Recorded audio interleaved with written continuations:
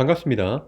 지난 영상을 통해서는 미리 준비한 9개 아이디어로 글을 작성할 수 없을 경우 어떻게 대처하고 글을 작성할 것인가 설명을 드렸습니다. 오늘 영상에서는 하나의 문제를 더 풀어보면서 이전 진도를 정리해 보도록 하겠습니다.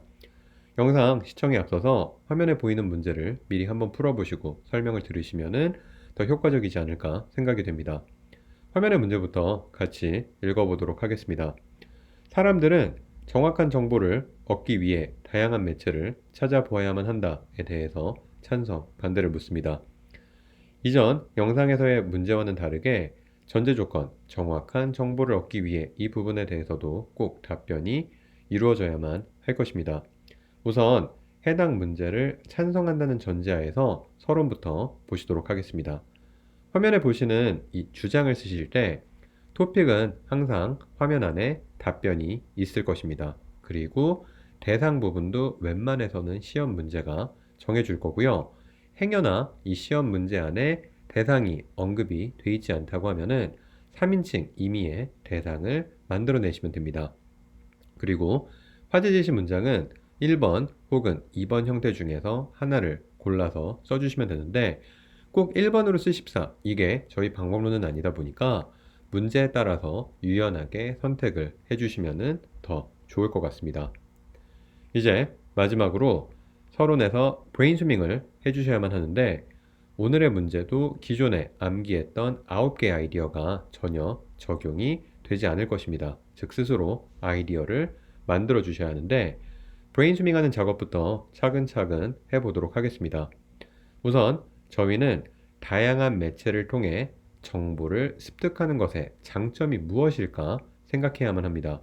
사람들마다 생각하실 수 있는 장점은 다르겠지만 몇 가지만 나열을 해보도록 하겠습니다. 우선 첫째로 편파적이지 않은 정보를 얻을 수 있다. 아니면은 정보의 신빙성을 판단할 수 있다. 아니면은 더 비판적인 사고를 할 수 있다. 아니면은 진짜 가짜 뉴스를 구분할 수 있다. 아니면은 더 깊은 통찰력을 가질 수 있다. 그리고 마지막으로 정보를 비교해 볼 수 있다. 이렇게 아이디어를 나열할 수 있을 것 같습니다. 자, 이제 나열된 아이디어 중에서 어떤 아이디어를 서론의 장점에 쓰고 어떤 아이디어를 예시의 일부분으로 사용할 것인가 구분하는 작업이 필요합니다. 만약 저희가 장점 1번에 편파적이지 않은 정보를 얻을 수 있다 이렇게 브레인스토밍을 하고 나시면은 예시 부분에 정보의 신빙성을 판가름할 수 있고 더 비판적으로 정보에 접근할 수 있다 정도로 글을 쓰실 수 있을 것입니다. 그리고 이 두 번째 장점 공간에 진짜 뉴스와 가짜 뉴스를 구분할 수 있다 이렇게 글을 쓰시면은 예시 공간에는 다양한 정보를 비교하고 더 깊은 통찰력을 얻을 수 있다 이렇게 글을 전개하실 수 있을 것입니다. 이제 본론을 쓰시기 전에 잠시 유의하실 사항을 설명을 드리겠습니다. 브레인스토밍을 하시는 것도 중요하지만 만약 문제 안에 전제 조건이 서술이 되어 있다면 전제 조건과 브레인스토밍 된 아이디어가 연관성을 가지고 있는가 꼭 확인을 하셔야만 합니다. 예를 들어서 전제 조건이 없었더라고 하면은 다양한 매체를 통한 정보 습득이 사람들의 경쟁력을 높여준다와 같은 브레인스토밍도 하실 수 있었겠지만 지금의 이 전제 조건이 있다라고 하면은 왜 더 잘 정보를 습득하기 위해 경쟁력이 중요한가 아이디어를 만들려고 하셔도 당연히 좋은 아이디어가 도출이 되기가 어려울 것입니다. 꼭 이 부분 유의하시고 브레인스토밍 하시는 게 필요하다 보니까 조금은 찬찬히 하셔도 좋습니다. 이제 화면을 바꿔서 1번 단락으로 넘어가 보도록 하겠습니다. 화면 바꿔드릴게요.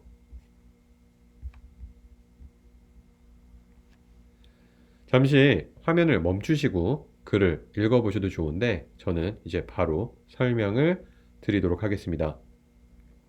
단락 첫 번째, 우선 명확한 토픽 센텐스가 쓰여 있습니다. 그리고 예시 전반부 문제안, 전제, 조건이 존재하니까 왜 단순히 편협하지 않은 정보를 얻는 것이 중요한가, 이 부분에 대해서만 서술하시는 것이 아니라 정확한 정보를 얻기 위해 왜 편협하지 않은 정보를 얻는 것이 중요한가, 이 부분에 대해서 서술을 해 주어야만 합니다. 화면의 내용을 읽어보시면은 오늘날 너무 많은 정보의 매체가 있다 보니까 정보의 정확성이 보장되지 않는다. 그래서 정확한 정보 습득을 위해 한쪽으로 치우쳐지지 않은 정보를 습득하는 것이 중요하다. 이 정도의 내용이 들어가 있습니다. 이제 실제 예시 공간으로 넘어가 보도록 하겠습니다. 다양한 매체를 찾아보는 것을 통해서 어떻게 한쪽으로 치우쳐지지 않은 정보를 습득하는가, 이것에 대해서 설명을 해 주셔야 하는데, 이전 아웃라인 잡는 과정에서 정보의 신빙성을 판가름할 수 있다, 더 비판적으로 정보에 접근할 수 있다 정도의 아이디어를 예시 서술을 위해서 미리 생각해 두었을 것입니다. 이제 이 두 아이디어를 약간의 수식과 함께 문장으로 바꿔주시고 예시를 완성해 주시면 됩니다.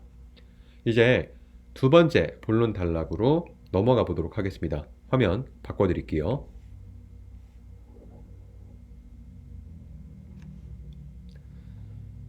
화면을 보시면 단락 첫 번째 명확한 토픽 센텐스가 쓰여 있고요.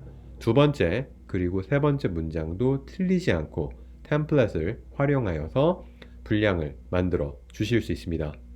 실제 예시로 넘어가기 전 두 번째 본론 단락도 전제 조건에 대해서 설명해 주셔야만 하는데, 화면을 보시면은 오늘날 너무 많은 가짜 뉴스가 생성되고 사람들은 그들이 믿는 것만 보는 경향이 있다. 그래서 더 잘 정보를 습득하기 위해서는 가짜 뉴스와 진짜 뉴스를 구분할 줄 알아야 한다 정도의 아이디어가 서술이 되어 있을 것입니다.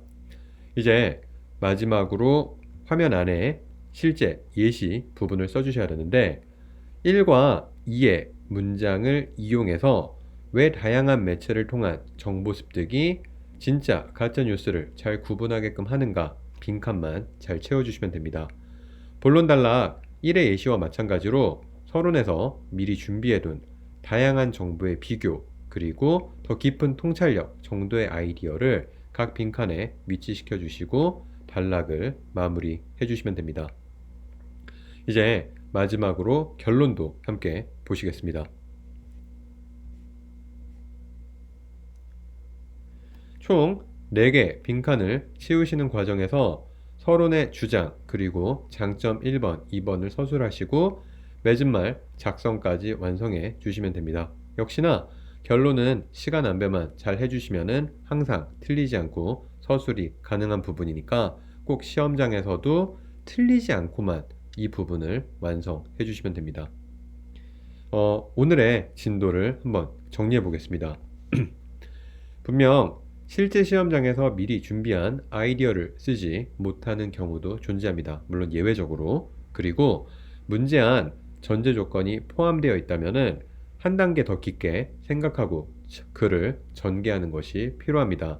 추후 직접 글을 쓰실 때 제가 화면으로 보여드리는 답변보다 더 쉬운 단어 혹은 문장 구조를 사용해서 글을 작성하셔도 얼마든지 좋은 점수를 받으실 수 있으니까 추후 문제가 어렵다고 당황하지 말고 항상 기존에 공부한 글의 전개 순서를 지키면서 쉬운 그리고 틀리지 않은 아이디어만 서술해 주실 수 있다고 하면은 문제를 어떤 걸 푸시던지 간에 효과적으로 대처하시는 것이 가능할 것입니다.